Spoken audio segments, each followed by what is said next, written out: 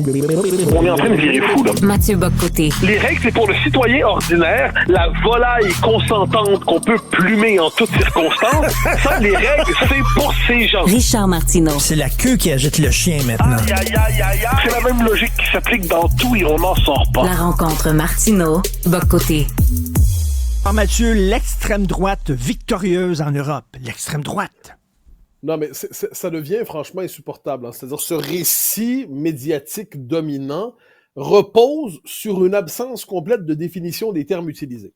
Alors, on s'entend, moi, je me permets de dire, dans mon dernier livre, Le totalitarisme sans le goulag, j'ai tout le premier chapitre qui a pour titre l'extrême droite introuvable. Et je dis, je cherche désespérément une définition un tant soit peu rigoureuse de l'extrême droite. Or, je ne la trouve pas. Pourquoi? Parce qu'il s'agit d'un terme polémique qui sert à désigner le monstre du moment dans nos sociétés. Le contenu du terme extrême droite a tellement changé depuis 50 ou 60 ans qu'on ne sait pas à quoi il fait référence. Ça, c'est quand même important. Donc, quand on me dit l'extrême droite est partout, ce que je sais, parce que alors moi, j'en suis venu à proposer la définition suivante. Hein. L'extrême droite, c'est ce que la gauche déteste vraiment. C'est-à-dire, quand la gauche déteste quelque chose absolument, elle appelle ça extrême droite. Et ce que notre société redoute, conspue, déteste, elle le nomme extrême droite, et ça sert, c'est une étiquette qui sert à dire « Attention, chien méchant, attention, monstre devant vous ». Attention, il a la rage. D'ailleurs, tu noteras que l'extrême droite ne progresse pas grâce à ses arguments. Elle progresse comme la COVID. L'extrême droite, c'est un virus. Ah, il est affecté. Ah non! 30% de la population est affectée du virus d'extrême droite. Ils ont la rage. Et là, tu te demandes, oui, mais c'est quoi la définition? Et là, à la rigueur, parce que dans le livre, je disais, certains nous disent, oui, mais on en abuse de ces termes. C'est le moins qu'on puisse dire, mais en abuser voudrait dire qu'il y aura un usage légitime. Alors, je pose la question, quel est l'usage légitime du concept d'extrême droite?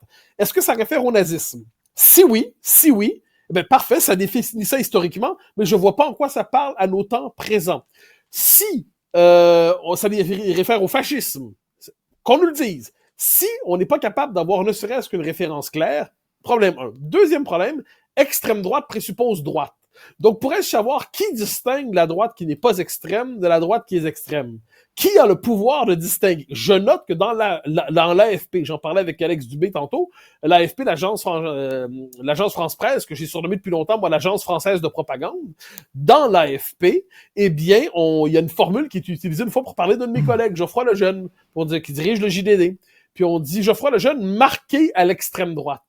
Alors moi, je voudrais savoir qui est le marqueur, qui a le pouvoir de marquer, qui sont les autorités responsables du marquage des proscrits et des parias. D'ailleurs, tu noteras que pour parler de ce qu'ils appellent l'extrême droite, ils disent toujours qu'elle est sulfureuse. Hein, c'est l'odeur du diable. Donc le concept d'extrême droite est un concept qui relève de la démonologie. Ou alors, ça relève de l'hygiène publique. On va nous dire que ces idées sont nauséabondes, comme si elles habitaient dans la décharge publique. Donc, franchement, moi, ça fait un bon moment que je dis il faut inviter les commentateurs, les analystes, à définir les partis en fonction des étiquettes qu'ils réclament pour eux-mêmes. Nationalistes, conservateurs, libéraux, socialistes, écologistes. Moi, ça me dérange pas. Mais le concept d'extrême droite, ça nous empêche de comprendre ce qui arrive, d'autant qu'à ce que j'en sais, la plupart des positions qu'on assimile à l'extrême droite aujourd'hui, en l'extrême droite, extrême droite, hein, c'est l'autre nom de l'asile, eh ben, quand les positions qu'on assimile à ça étaient celles de la droite classique dans les années 80-90. Donc là, qu'est-ce qui se passe exactement? Donc là, c'est comme si le centre de gravité de nos sociétés se déplaçait toujours plus à gauche et que dès qu'on est un peu à droite du centre-gauche, on bascule dans l'extrême droite. Tout ça pour dire que le récit qui est fait des élections d'hier soir me rend fou. Écoute, en France, c'est la liste là, de Jordan Bardella qui a remporté les élections européennes. C'est qui Jordan Bardella et qu'est-ce qu'il veut? Qu'est-ce que ça mange en hiver, ça? Alors, Jordan Bardella, c'est un enfant de la Seine-Saint-Denis, donc c'est un enfant qui vient des banlieues transformées par l'immigration. C'est davantage, ça c'est Alexandre Devecchio qui l'a dit dans le livre, qui a consacré à cette génération-là il y a 10 ans, dans Les Nouveaux Enfants du siècle. Il dit c'est l'enfant des émeutes de 2005. C'est la première génération de Français qui font l'expérience de la mise en minorité culturelle dans leur propre pays, ce qui était le cas dans son cas en Seine-Saint-Denis. Il s'est engagé comme militant au Front National à l'époque, et c'était un des plus doués. Il s'est hissé. Il avait dirigé la liste du Front National en 2010, à moins que c'était le RN déjà en 2019 aux européennes. Et là, il s'est imposé peu à peu. Marine Le Pen ne cesse de dire « ce sera mon premier ministre si je deviens présidente ». Mais là, avec les élections législatives anticipées qui ont été annoncées suite à la dissolution, il pourrait devenir premier ministre, mais dans quelques semaines. Dans quelques semaines, Bardella, en plus, quelque chose d'original, c'est que Marine Le Pen a réussi à gagner une bonne partie du vote de gauche. Elle l'a ramené vers elle. Un vote populaire, un vote social.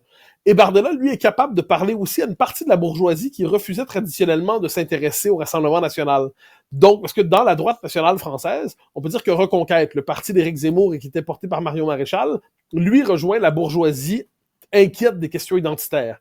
Les Républicains, surtout portés par François-Xavier Bellamy, eux, c'est aussi la droite classique, mais qui est ouverte aux différentes droites. Et Bardella a réussi à en faire un pôle de masse à 32% dans le résultat.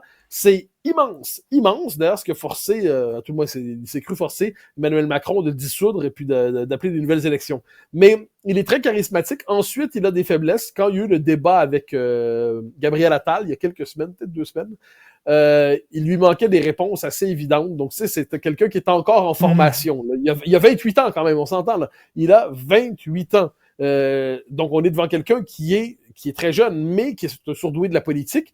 Et il y a un effet Bardella aujourd'hui dans la politique française. Donc, c'est une séquence assez intéressante à étudier. Et là, comme j'en parlais à Alex Dubé, il y a l'autre enjeu qui est important. C'est qu'imaginons, Macron peut gagner ses législatives, c'est pas inimaginable. Mais imaginons que le Rassemblement national réussisse à avoir ce qu'on appellerait chez nous un gouvernement minoritaire, donc une pluralité. Pour ça, il doit être capable de réussir à intégrer les députés républicains, la droite classique. Mais la droite classique, aujourd'hui, c'est divisé en deux. La moitié veut aller chez Macron, l'autre moitié veut aller chez Bardella. Donc, est-ce qu'il va être capable de réussir à attirer ça pour composer sa majorité? Mais plus encore, dans la configuration institutionnelle française aujourd'hui, le programme du RN ne peut pas s'appliquer à cause de l'évolution du droit des traités européens. Donc, dans le programme du RN, il y a l'idée que le prenant le pouvoir, il ferait dans les semaines qui suivent un référendum qui modifie les institutions et qui redonnerait au pouvoir les moyens de prendre les décisions nécessaires pour gérer le pays. Ce référendum-là, le président peut dire non, je ne vous l'accorde pas, vous le ferez pas. Donc là, c'est comme si le RN prend le pouvoir, mais compensant une menottée. Faut pas oublier qu'il y a plusieurs personnes qui sont dans l'équivalent de la Cour suprême en France, au Canada, donc la Cour constitutionnelle en France, Laurent Fabius, qui dit si un parti populiste prenait le pouvoir, on se donnerait le droit de le calmer, de modérer ses actions pour ne pas qu'il sorte de ce qu'ils appellent l'état de droit, mais leur définition de l'état de droit aujourd'hui, c'est le gouvernement des juges plus le multiculturalisme. Donc, tu vois que tu es dans une situation où tu es au cœur d'une crise de régime en France, qui était annoncée, à mon avis, depuis longtemps. Dieu sait que j'ai écrit là-dessus, j'ai parlé dessus. Mais là, on est au cœur de cette crise de régime, puis qui va culminer le 7 juillet au 2e tour des législatives. Écoute, je fais une parenthèse parce que tu disais que Bardella a 28 ans. Tu vois, Biden qui veut redevenir président, qui a 81 ans, je le trouve beaucoup trop vieux. Par contre, premier ministre à 28 ans, moi, je trouve ça trop jeune. Ah ben non, t'as pas me Ben moi, je regardais souvent les débats des européennes. T'avais la tête de liste des écolos, Marie Toussaint, elle devait avoir 36 ans, 37 ans. La tête de liste de Reconquête, 34 ans, Marion Maréchal. La tête de liste des communistes, 28 ans, Léon Desfontaines. La tête de liste du RN, 28 ans. La tête de liste des socialistes, Glucksmann, c'était le plus vieux. 41 ans, non, 43 ans, 44 ans. C'était l'aîné de la bande. Il y a Manon Aubry, je pense qu'elle avait autour de 27. Donc, je regardais ça premièrement, je me sentais terriblement vieux d'un coup, mais je note que c'est une nouvelle génération qui émerge, en fait. Donc, le 28 ans de Bardella doit être pensé en lien avec le fait qu'il y a toute une nouvelle génération qui émerge et Bardella, puis ça c'est une thèse que je défends, tout le monde n'est pas d'accord. Moi je pense que Bardella tient aussi parce qu'il s'adosse à Marine Le Pen. Marine Le Pen qui a une autorité naturelle, on peut l'aimer ou non, mais elle a une vraie autorité. Et Bardella sans Le Pen, c'est d'un coup il y a une forme de légèreté. Mais avec Marine Le Pen, c'est là qu'il y a une espèce de duo qui s'articule de manière politiquement assez efficace. Mais c'est jeune. Moi, je suis quand même de ceux qui pensent qu'il faut prendre le temps d'apprendre à gouverner, mais on est à l'échelle de l'histoire de temps en temps. C'est ce que disait Mosca, c'est ce que disait Pareto, c'est ce que disaient plusieurs autres. Il arrive de moment où une classe politique est épuisée, elle est morte, est plus capable de rien faire. Donc, une classe politique nouvelle émerge, arrive, et lorsqu'elle arrive, elle peut arriver très jeune, puis il y a probablement de ça là-dedans. Tu disais, c'était écrit dans le ciel, la victoire de la droite. On s'était parlé déjà de Sérotonine, ce livre-là de Michel Houellebecq, où c'était un agriculteur français qui était étouffé par l'Union européenne, parce qu'on sait que la France, c'est pas la France qui décide sa politique d'agriculture, c'est l'Union européenne qui lui dicte. Et là, c'était un fermier français qui était écœuré de voir le Portugal domper ses légumes en France à moindre prix que lui pouvait les vendre. Donc, il avait annoncé aussi, il y a ça, la colère des agriculteurs, mais aussi la colère des gens vis-à-vis de l'immigration massive. C'était écrit dans le ciel. Là. Ah, mais Houellebecq a quand même à peu près tout annoncé. C'est-à-dire, dans Plateforme, il annonce certains attentats islamistes sur des plages où des islamistes arrivent fuser les gens sur des plages. De mémoire, c'est dans celui-là. Dans Sérotonine, il annonçait la crise des agriculteurs. Dans Soumission, il annonce ce qu'on redoute, ce qui serait l'islamisation de l'Europe, le basculement. On va voir si ça va arriver. J'espère que non. Dans son dernier, il s'intéresse à la question de la fin de vie de nos sociétés. Donc, il y a chez Houellebecq une forme de... c'est la catégorie des écrivains prophétiques, en fait. C'est-à-dire, il comprend les mouvements profonds de nos sociétés, puis il l'exprime par le génie du roman. Et oui, la question de l'immigration, c'est la question centrale aujourd'hui en Europe. Quoi qu'on dise, d'ailleurs, même les sondages, c'est drôle parce que pendant longtemps, les sondages faisaient tout pour trafiquer cette chose-là. C'est-à-dire, on faisait comme enjeu, on disait, il y a le pouvoir d'achat, puis après ça, il y a l'immigration, mais aussi il y a le logement, puis il y a la sécurité, et puis il y a l'identité. Donc, on décomposait la question migratoire en 1000 petites sous-catégories. Dans les faits, le grand bouleversement que connaît l'Europe aujourd'hui, c'est ça, la mise en minorité des Européens, les questions d'insécurité qui montent un peu partout. Tout ça frappe. Le fait qu'on est dans des pays dont les dépenses sociales explosent à cause de ça, tout le monde le voit, et là, c'est comme la réalité ne peut plus être censurée. Écoute, si on peut résumer ça en une phrase, c'est le titre de la chronique d'aujourd'hui de Maca Cotto, « Trop d'immigration tue l'intégration ». C'est exactement. Ça. Michel Brunet disait, citant Arnold Toynbee, le nombre et le nombre. À un moment donné, moi, je pense qu'on peut fabriquer un Québécois ou un Français avec un Chinois, un Japonais, un Pakistanais, un Sri Lankais, qu'importe, c'est pas une question raciale, c'est pas une question...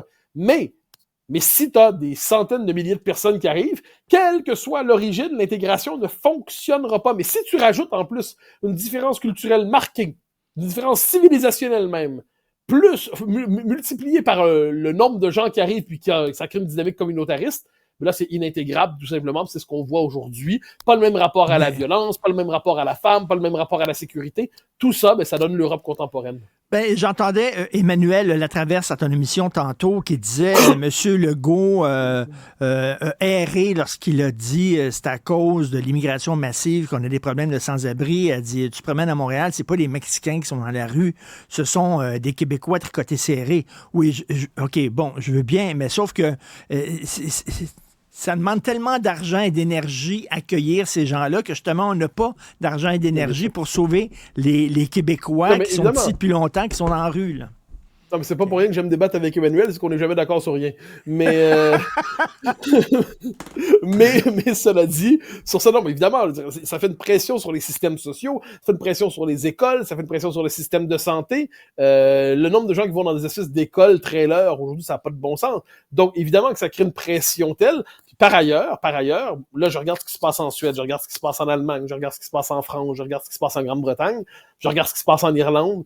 Il y a une corrélation qu'on semble documenter un peu partout. Ça veut pas dire qu'on essentialise les gens qui viennent de l'immigration. Non, il faut juste constater que ça a un effet sur l'insécurité pour différentes raisons. Rapport à la violence, rapport à la réussite d'intégration, rapport à la culture, rapport à la femme.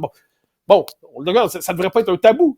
Personne n'a l'idée de réduire l'insécurité à ça. On a eu nos Hells Angels, ils étaient parfaitement capables d'être des bons de souche tout en étant particulièrement violents. Il n'y a pas de doute là-dessus. Le fait est que, et on n'avait pas de problème à le nommer, si un problème nouveau arrive, les gangs de rue, tout ça, qu'il ne soit possible de le nommer sans qu'on assimile ça à la xénophobie. En fait, c'est la censure de la réalité qui conduit à ce qu'on appelle la xénophobie quelquefois. Si t'as pas le droit de dire ce que tu vois quelquefois, par exemple, le problème de l'islamisme, si t'as pas le droit de le nommer, si t'as pas le droit de nommer la question des gangs de rue, tout ça, bon, il s'agit pas d'essentialiser, puis il faut jamais oublier que les premières victimes de ça, ce sont les gens de ces propres communautés-là qui subissent ces gangs, soit dit en passant. Et puis les premières à subir l'islamisme sont les femmes qui sont obligées ou qui intériorisent l'obligation de se promener bâchées dans la société. Bon, tout ça, ce n'est pas de la xénophobie. C'est simplement nommer une réalité. Faut le faire avec toutes les nuances nécessaires, mais il faut pas s'interdire de le faire. Tout à fait. En tout cas, tu avais raison. C'est bien une dépêche de l'agence France Presse qui parle de la victoire de l'extrême droite en Europe. Oh, Mathieu Bock-Côté, merci. Bonne journée. On se reparle demain. Bye bye.